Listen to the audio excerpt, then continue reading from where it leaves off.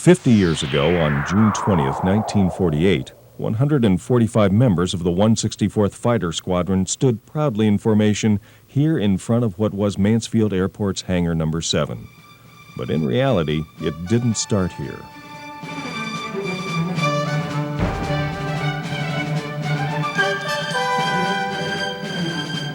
The real beginning for Mansfield's Air Guard unit began with people who had the vision and knew the potential of the men and women of north central Ohio. They had a committee called the Civilian Advisory Committee made up of the leading industrialists in Mansfield. And Colonel Tappan, being President Tappan Stove, was a key. And having been a colonel in World War II as well as being a World War I pilot, he knew what they were trying to do. And he had some influence with the Air Force. So he went to the Air Force and said, "We want an Air National Guard squadron in Mansfield."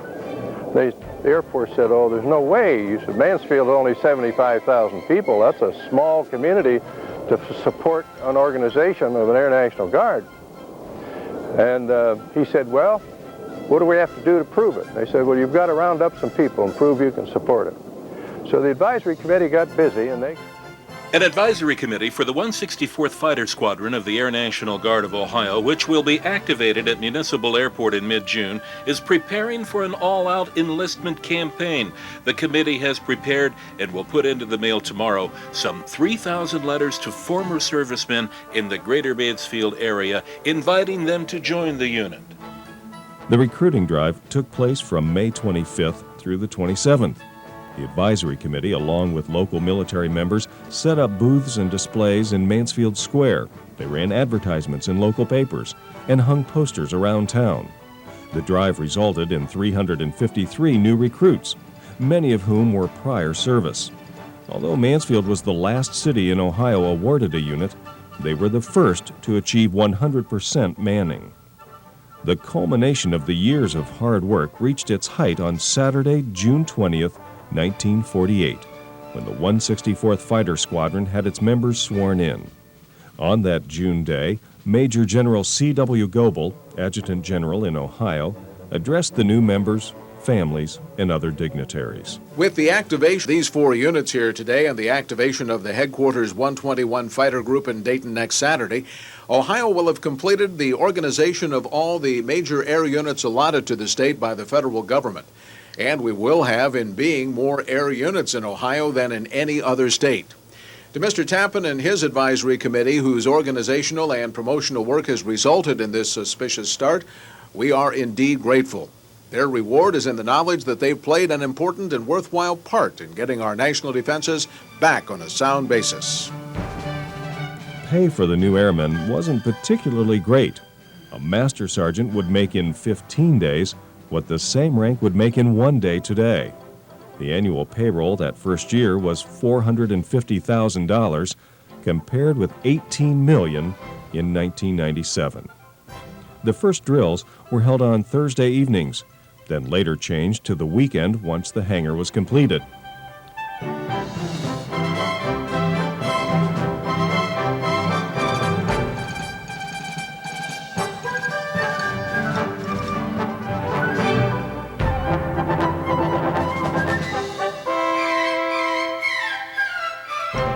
The Guard Bureau secured 26 acres of land from the city to build the base in 1948. Groundbreaking for the new buildings took place in 1949. The fuel storage area, base supply, and the hangar were the unit's first new buildings. Captain Ash hailed the groundbreaking as a new phase in the history of a new industry in Mansfield. The motor pool and combination administration operations and tower building were completed in 1951. The Mansfield unit quickly got themselves ready for action. Just 1 year after its activation, the 164th had its first annual deployment. The unit traveled to Dover, Delaware in the summer of 1949 in 3 increments, by plane, by military convoy, and personal vehicles. The following years would see the unit deploy to Michigan many times.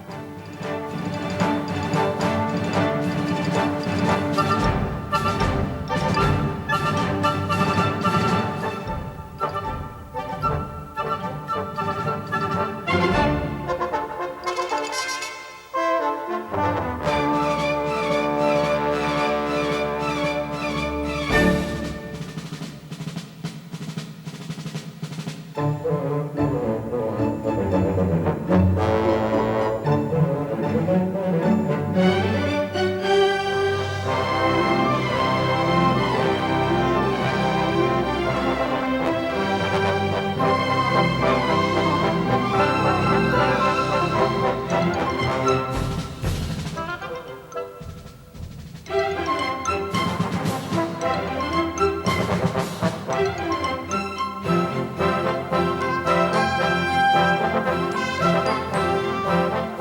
had already gone through a second war effort during Korea in the early 50s, and the 164th was not activated during that particular period, although we did lose several of our aircrew members that volunteered for active duty to assist in the ferrying of the P-50. The pride of the unit rested in its P-51 Mustang fighter aircraft. These World War II aircraft proved to be the backbone of the unit for 6 years. In addition to the 25 P-51s, the unit also had 4 A-26 bombers, a C-47 transport, and 2 AT trainers. Promises of jet aircraft for the Mansfield unit were fulfilled in 1954 with the arrival of the F-80.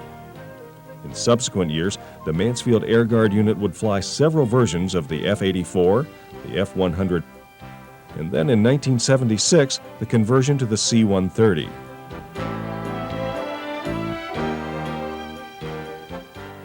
In 1961, the 164th was deployed to France to support the Berlin crisis.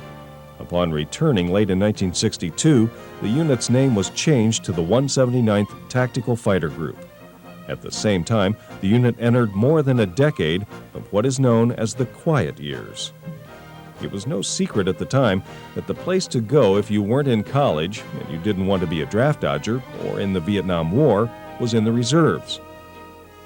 But there were years when those of us wearing uniforms to work every day, got funny looks from people downtown who were looking down their nose at you, and the military wasn't thought well of, and it seemed as though national leaders were bad-mouthing their own country and blaming the United States for everything in the world that was wrong. During this time, a young Emerson Lewis took over command of the unit and would lead the 179th through its most challenging times.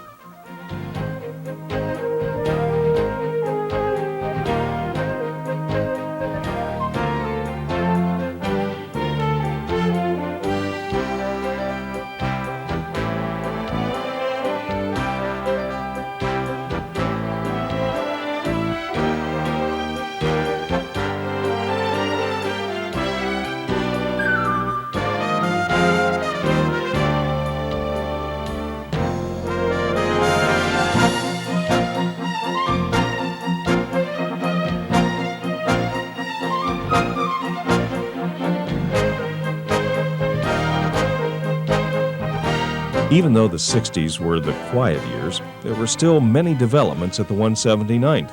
In 1967, the new headquarters building was completed and dedicated in honor of General Frank P. Lahm, the Mansfield native who was a pioneer in military aviation. It was on tracks like these in 1967, along Bowman Street, where the unit experienced its last aircraft accident. An F-84 on a normal training mission went out of control and crashed. Fortunately, the pilot ejected and lived. It's now been over 30 years since the unit lost an aircraft. And I could hear his voice. Couldn't get one landing gear wouldn't lock. The other was down, the other one would lock.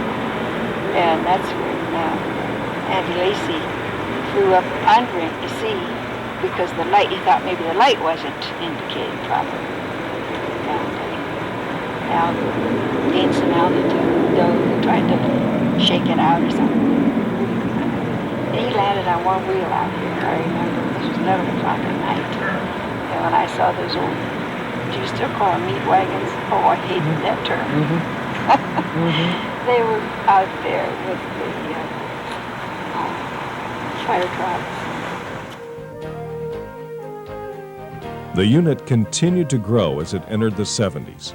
In 1972, the unit replaced their aging F-84 with F-100s, not knowing this would be the last fighters the unit would see. In 1975, word came down from the Guard Bureau that they were going to be changing Mansfield's role from a fighter to an airlift mission. So began a year-long struggle between the unit and the Guard Bureau, and an internal struggle between the maintenance people and the pilots. In fact, there were some division of feeling within the unit. You know, all the pilots and the operators were writing letters to their congressmen saying, we don't want C-130s, don't give us these C-130s. And the guys over at maintenance are sending letters saying, we want these C-130s, send them over here. So, I mean, there was a lot of conflict and opinion during that period of time. And to be honest, we did not want C-130s. I mean, we were flying fighters, we liked flying fighters, and that's all we wanted to do. But again, it never had any long-term impact. I think, in the sense, was it a difficult transition? Only psychologically. The 1980s were a time of prosperity for all the military units, including the 179th.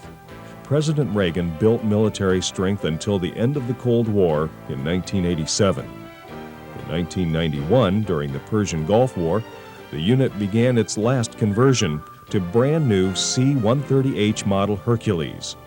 The aircraft replaced the aging C-130B models, many older than some of the pilots flying them. During the 90s, the unit would deploy personnel or aircraft to places like Somalia, Bosnia, Germany, and the Middle East.